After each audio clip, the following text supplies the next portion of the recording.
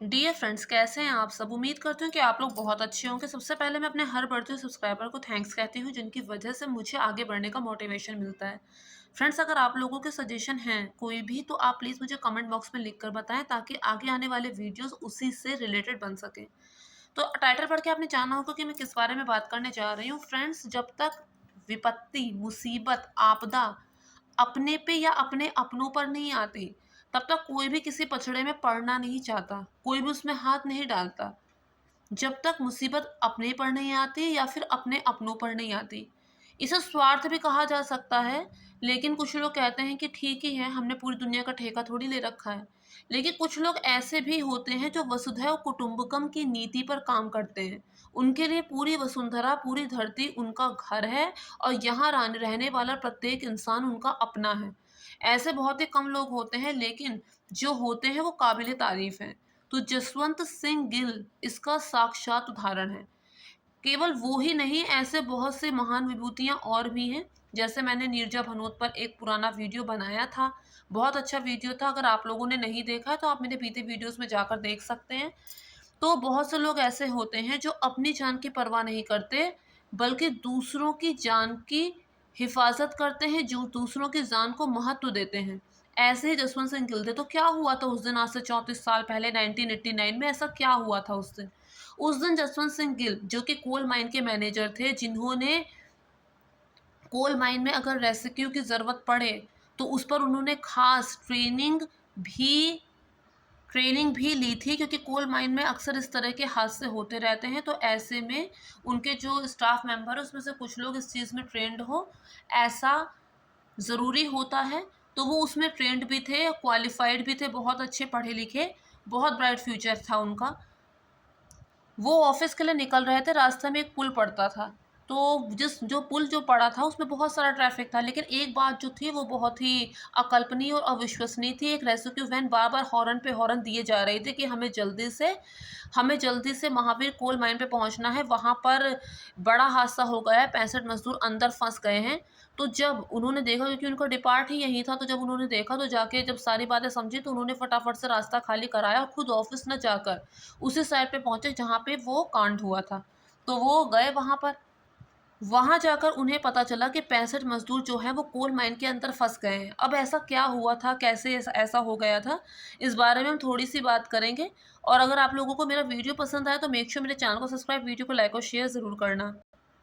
Friends, हम रफली इस चित्र के माध्यम से समझते हैं। जैसे सपोज़ कीजिए ये यहाँ पर हम खड़े हैं, नीचे मिट्टी है, मिट्टी की कई परतें हैं, कंकड़, पत्थर, रेत और सबसे लास्ट में रॉक।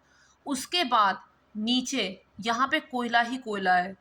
जो मरे हुए जानवर होते हैं और पेड़-पौधों के अवशेष होते हैं, वो सब अंदर दबते-दबते जल फूँक के कोयला बन जाते हैं।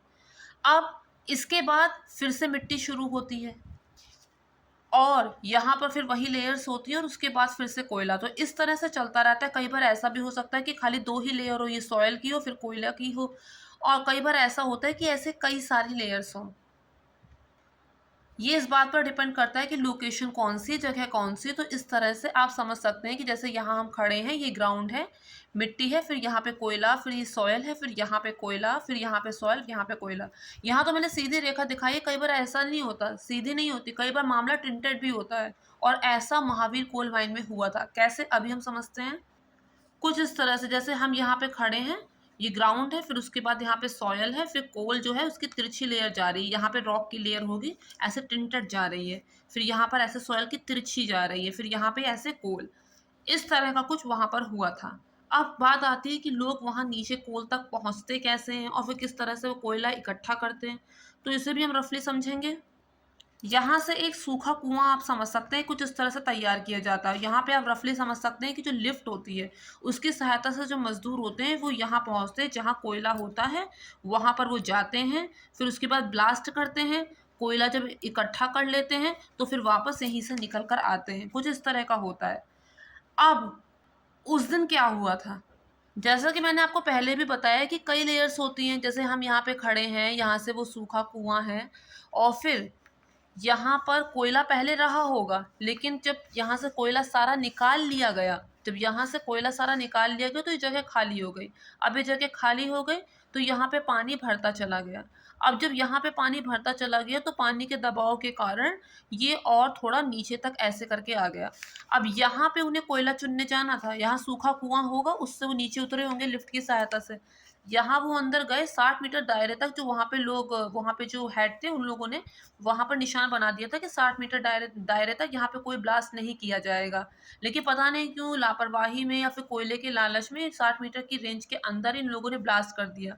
जब ब्लास्ट कर दिया तो ये जो थी लेयर, उसमें उसमें भी ब्लास्ट हुआ और फिर यहाँ से धड़ाधड़ पानी नीचे आने लगा।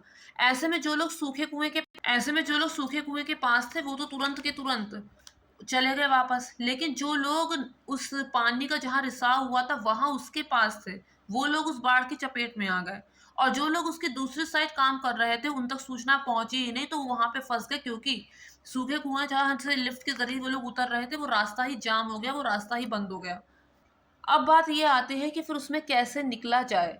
तो सबसे पहला तरीका तो लोगों के दिमाग में ये आया, जो वहाँ पे जो मैनेजमेंट थी उसके दिमाग में सबसे पहला तरीका ये आया कि जो पानी है सबसे पहले उसको निकाला जाए और उसके बाद लोगों को निकाला जाए।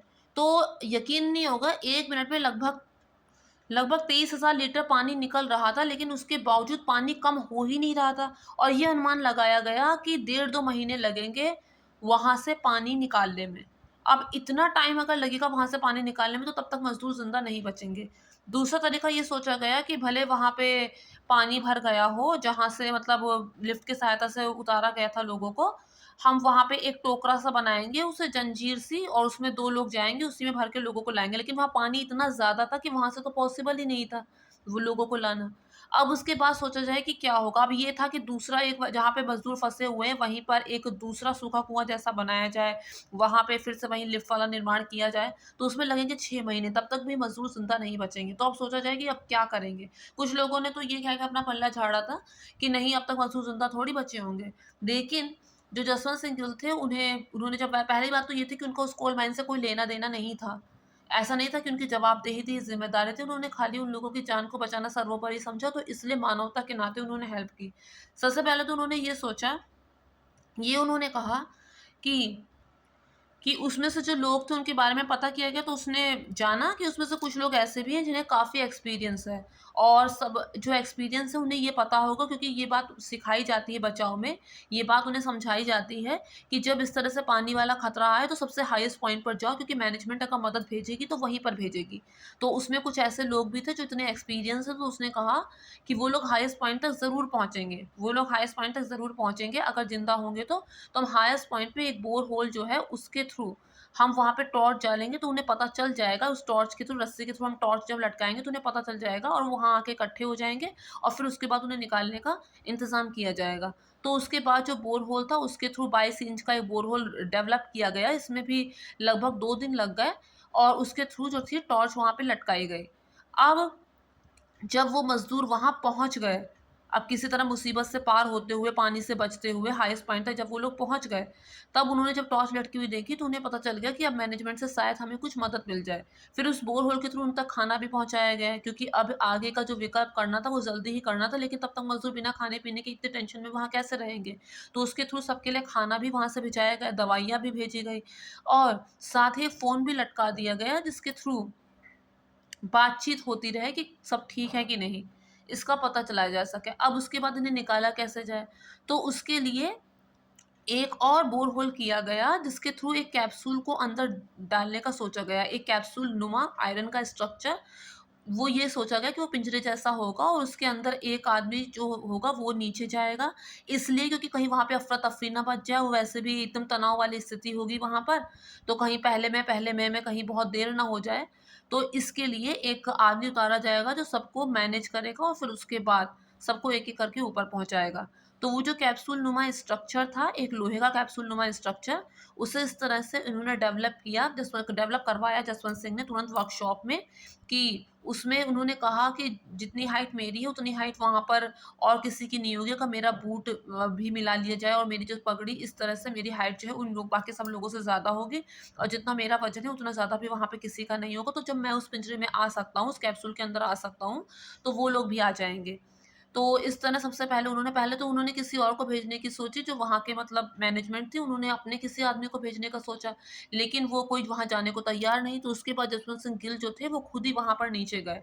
अब एक हाथ में उनके टॉर्च था, एक हाथ में हथौड़ा था, और अगर उन्हें उस कैप्सूल को रुकवाना हो, तो उन्हें एक बार हथौड़े से वार करना था, नीचे करना हो तो 2 बार, और अगर ऊपर खींचना हो तो 3 बार। तो फिर वहाँ पर वो नीचे गए, तो वहाँ पे उन्होंने देखा तो मज़दूर जो 65 फँसे हुए थे, वो एकदम दयनीय स्थिति में थे, एकदम बेसहारा, एकदम मौत के इंतज़ार में। तो उन्होंने वहाँ जाते ही तुरंत तड़ातड़ लोगों को उसके अंदर एक-एक करके डाल के ऊपर पहुँचाना शुरू किया। लेकिन फिर उसके बाद लोगों में क्या हुआ कि लोगों में लड़ाई-झगड़ा होने लगा कि पहले मैं जाऊँगा, क्योंकि पानी वहाँ पे लगातार बढ़ता जा रहा था और जो ज़हरीली गैस थी वो भी फैल रही थी। तो फिर ऐसे में कैसे? तो उन्होंने कहा कि स सब अपने-अपने नंबर के हिसाब से जाएँगे, जिसका जो नंबर होगा वो वैसे जाएगा। उसके बाद उन्हें उन्होंने उनको मैनेज किया कि इनके बीच लड़ाई-झगड़ा ना हो और किसी तरह से ये काम जल्दी से जल्दी हो सके। इसमें दिखाया गया था कि पहले उनके पास क्रेन भी नहीं थी, पहले मैनुअली ये काम हो रहा था और उसके बाद क्रेन आई, तब जल्दी-जल्दी ये काम होने लगा और लास्ट में हालत इतनी ज़्यादा ख़राब हो गई कि पानी खूब ज़्यादा ऊपर तक भर गया था, साँस लेने में भी नीचे बहुत तकलीफ़ थी और अकेले यहीं जसवंत सिंह गिल नीचे बच गए थे, बाकी सब लोग ऊपर पहुँच चुके थे और फिर उनकी बारी सबसे आखिर में आई और किसी तरह वो ऊपर जब पहुँचे, तो उसके बाद लोगों ने उनका खूब स्वागत किया। तो फ्रेंड्स, यहाँ पर उन्होंने ना केवल उन लोगों की जान बचाई, बल्कि मानवता की एक ऐसी मिसाल कायम की, जो और लोगों के लिए भी प्रेरणा का स्रोत बन गई। उन्हें खूब पुरस्कार मिला था, उन्हें राष्ट्रपति जी से भी पुरस्कार मिला था, उनका नाम लोग आज तक जानते हैं और उन्हें खूब सराहा गया। तो आप कह सकते हैं कि जसवंत सिंह गिल ने जो जो कुछ भी किया, तो उसके बाद हम ये कह सकते हैं कि सच में सिंह साहब द ग्रेट। तो मैं उम्मीद करती हूँ कि आप लोगों को मेरा ये वीडियो पसंद आया होगा, अगर पसंद आया हो तो मेक श्योर मेरे चैनल को सब्सक्राइब, वीडियो को लाइक और शेयर ज़रूर कीजिएगा।